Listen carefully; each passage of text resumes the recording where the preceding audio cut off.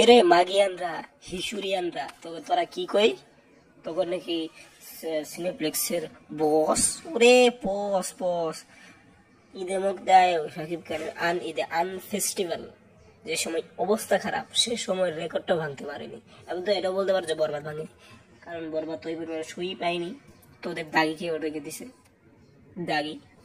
যাই হোক, এটা 30,68,000 টাকা করেছিল বড় দাগ ধরো।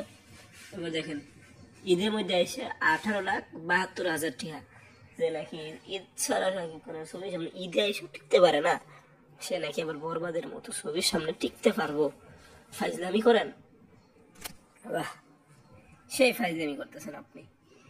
আরে ফাইজলামি কান্না ছাড়া পাই নাই। আইছিল হ্যাঁ রে, ওর ভক্তরা নাই হেই লাভ পারে। হাই রে হাই কি লাভি।